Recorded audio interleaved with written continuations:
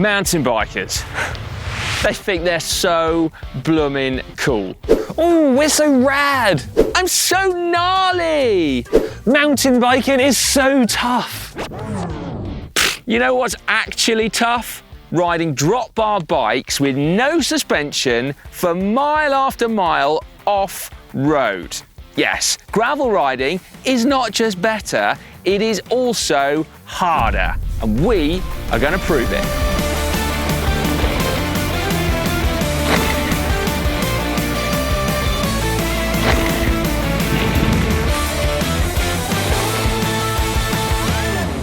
Technically speaking, that was our hypotheses.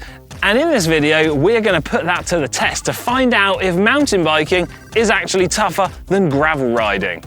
Or gravel riding is tougher than mountain biking. Okay, we know what you're thinking. Who cares whether you're doing a tough sport? You don't want to do a tough sport, you want to do a fun sport. And we get that, right? But tough sports are also kind of cool, okay? And so we're looking to see who gets the bragging rights, but also we're going to look more closely at the different demands that each discipline places on your body, and then crucially, what that then might do to your health and fitness. Which one requires the highest average power? Which one forces you above your VO2 max the most? And which one gets your heart rate the highest? Yeah, now to find out and accurately collect all of this data, we have, very fortunately, been given two very fancy new power meters. The Assioma Pro MX2 dual-sided power meter pedals, to be exact. The lightest off-road power meter pedal on the market, just 191.4 grams to be precise. Packed full of features, super easy to swap between bikes, and thanks to Assioma for supplying us with those. To put power pedal to the metal, we are in the Mendips, a range of rugged mountains in the southwest of England. We have a 6 kilometre cross-country style loop and also a 6 kilometre long gravel loop. 6 kilometres is a very short gravel ride. However, 6 kilometres is basically an ultra-endurance epic to a lot of mountain bikers who can actually come out in a rash if they try too hard for too long. Either way, it's long enough for us to get a slice of that all-important data. Yeah, our bikes for the day, my absolutely beloved Canyon Lux Trail, full suspension with, for the roadies out there, very big knobbly tyres. And my bike for the day is a non-bouncy gravel bike, the Orbea Terra, with electric gears and less chunky knobbly tyres. Technically, this is actually also your bike as well. My brand new bike. Where did you get it? It's never been ridden before. Where did you find that? Well, I just borrowed it for the day. It's not new anymore. Lovely. We will each ride each bike, and we're going to use our Wahoo head units to record all of the data that our power pedals are measuring, combined along with our heart rate. We're going to do 2 runs each, one chilled, cruising along, and then one very fast. Very fast. Now, to a lot of mountain bikers, Simon here doesn't actually look like a mountain biker, and technically he's not. He's more of a dirt roadie because he's wearing Lycra. Yeah, but what mountain bikers don't like to admit is that Lycra is actually better. It is more practical, it's more comfortable, and whilst they say that you look like a dork if you wear it to the pub, I say you also look like a dork if you're wearing mountain bike pyjamas. Cool, right, you ready to go? Have you calibrated your power meter pedals? Oh, they need to. They auto-calibrate, don't they? Nice.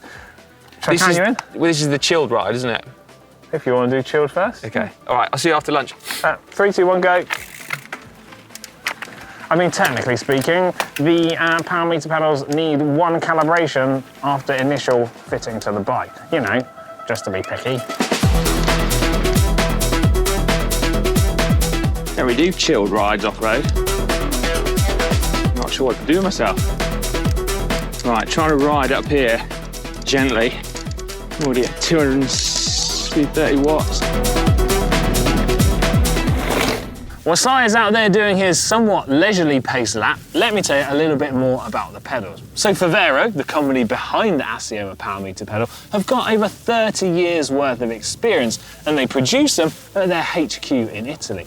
Now this is the first time I've been able to use the pedals, but the Oracle that is DC Rainmaker says that they have leading levels of accuracy and has given them his blessing not only for their levels of accuracy, but also their value and reliability too. Now we'll talk more about the pedals and the tech behind them later on this video because, well, I should probably go and do some cycling too. Right, I should count myself in for my very chilled lap. 3, 2, 1, and away we go.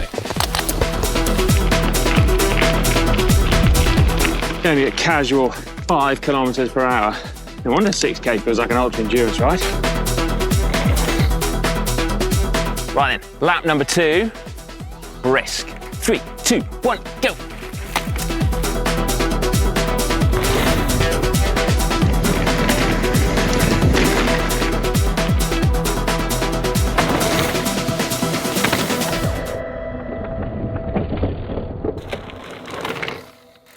Okay. 2 man bike rides down. Give me a second.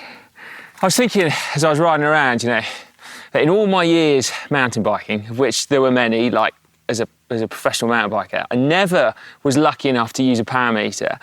So I'm super interested to see what these show.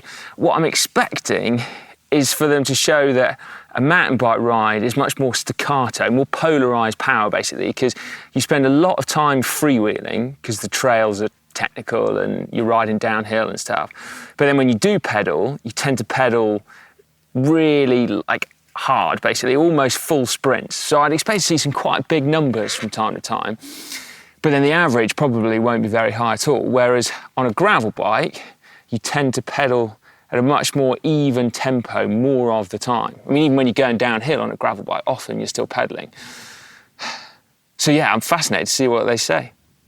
To help ensure the data you get from your power meter pedals is as accurate as possible, they use something called Instantaneous Angular Velocity, or I.A.V for short, which helps account for pedaling irregularities when you're sprinting, climbing, or say using oval chainrings. And Assioma guarantee an accuracy of plus or minus 1%.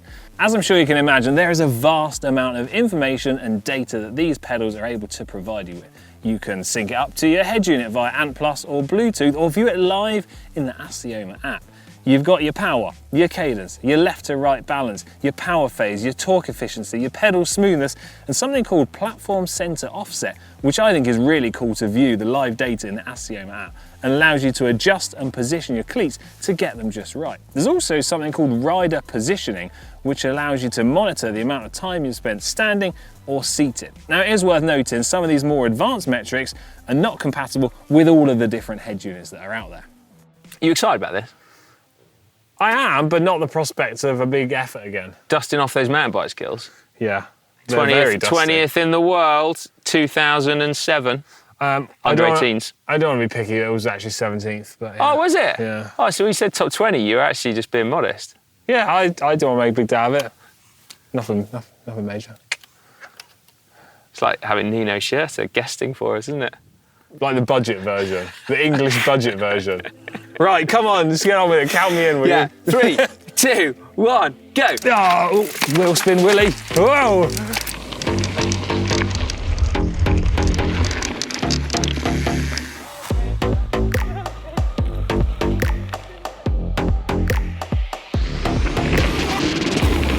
I'm just going to take this moment of interlude to talk you through the price of the whole pedal. It's pretty blooming good value, it's got to be said. So in the UK, it's £599 for the dual-sided version, $760, and there is a single-sided version that retails for much less, which is actually then upgradable to the dual-sided should you decide further down the road that you want that functionality. The other thing to note is that battery life is 60 hours. It's rechargeable via a little collar on the axle there, which is kind of cool. Right then, back to some bike riding.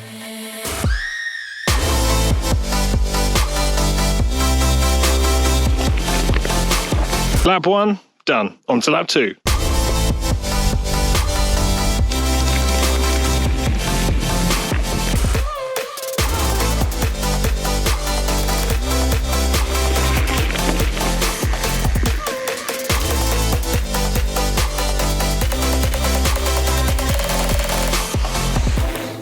Okay, the results are in. We've both ridden both bikes a couple of times on the different circuits. And now we should share our thoughts, but also the data that we've collected here. Firstly, I want to say my feelings before we give the actual numbers. My feelings and what I was anticipating. My anticipation, I thought the mountain bike was going to be tougher. My feelings, the mountain bike was tougher. You go. Well, yeah, I was thinking that the type of effort would be very different. I thought I would spend more time pedaling on the gravel bike, and there would be much less time spent above my threshold power into VO2 max. Yeah. And so it came to pass, funnily enough. But what was interesting is that not only was the normalised power higher on the mountain bike, which is where it takes into account how much time you're freewheeling and discounts it, but also the average power was higher, the max power was higher, and my max heart rate was higher as well. By dint of the fact, I think, that there was a very long, steep climb that simply to get up required an awful lot of power. I'm in complete agreement for that. And apart from one metric that I've got, my results marry up with what yours are. So I actually had my highest max power on the gravel bike, purely on the basis I was just so excited to get going, and I was like, more power! We're only talking about a small difference here. I actually had a max power on the gravel bike, 756 watts, max power on the mountain bike, 686. So respectable either way round. Yeah, totally. I think as well it's worth noting that I spent more time in those higher power zones on the mountain bike than I did on the gravel bike. But on the gravel bike, I spent more time in that kind of zone 4, zone 5, like thresholdy on the fast lap. Yeah, I'm in complete agreement, and it's kind of what you would anticipate with the type of terrain that you're riding each of the bikes on. Gravel bike, a little bit smoother, you spend a bit more of your time pedaling, therefore because you're spending more time pedaling, you can't quite commit those big, massive blocks of effort because you haven't got the recovery in between. Yes. In terms of which is tougher, therefore, this is feeling slightly uncomfortable now, Alex, because it does feel a little bit like if you spend more time at VO2 max and you have to put out a higher power on the mountain bike, that might be tougher in air quotes. Yeah, I'm almost not quite embarrassed to admit it, reluctant to admit it, I think would be the words, that not only my feelings and the information and data that we've gathered from the power meter pedals shows that the mountain bike is tougher. However, there's a big however. I think it's no coincidence that gravel events tend to be longer, right? Because you don't get as beaten up. Like, I mean, physically it's rough, right? But as in terms of your like physiology, it's a much more sustainable effort. And I think that translates into your fitness, which we also said we'd talk about. I think the gravel bike is gravel cycling is a better discipline for getting fit, because you spend more time building your aerobic engine, which I think is super, super important. I think on a mountain bike, you're constantly tickling the top end without actually building an engine. And so I think riding a gravel bike will get you fitter than riding a mountain bike. You can do aerobic stuff on a mountain bike, but it's so boring. Yeah, okay, I can get on board with that actually. Complete agreement. But what I think is the most important thing to say, both are fun in their own settings. Neither one I really think can try to detract from the other, because both are incredibly tough, depending on what type of events you're doing and how you're approaching it. And I don't want to sit here and seem like we're saying gravel riding is easy, because it's most certainly not. No, that's it. And both are blooming good fun. Also, I was really interested in some of the other data that we got from these Assioma pedals. Yeah. So people often talk about mountain bikers having a super smooth pedal stroke. And actually we found in the data, didn't we, that torque effectiveness and pedal smoothness, which are both, as the name suggests, about your pedal stroke, both higher on the mountain bike. So a smoother, longer pedal stroke, a longer power phase and a smoother pedal stroke on the mountain bike. I think this comes down to technique. When you're riding the mountain bike, controlling the way you're pedaling and the way you're applying the power really is crucial to translate into the grip that you've got on the rear wheel. And you need that for getting over some of the terrain. That's right. And also when you're going slower as well, you typically have a much longer power phase. Okay. The faster you go, the shorter your power phase and the lower your torque effectiveness. Well, I'll tell you what, that was actually really interesting. I've had a mega blast riding both of these bikes. Power meter pedals really helped us to decide, unfortunately, the mountain biking seems tougher. But please do let us know your thoughts in the comments section down below. What do you think of our efforts, and how do you find power meter pedals work for you? Well, also, yeah, which do you think is harder, gravel or mountain bike? And if it doesn't matter, why not? Get involved in the comment section down below. It'd be interested to read them, and also give the video a big thumbs up if you enjoyed it. Bravo. See you later. Bye. Ooh, we're so rad. Ooh, we're so rad. Mountain biking is just so tough.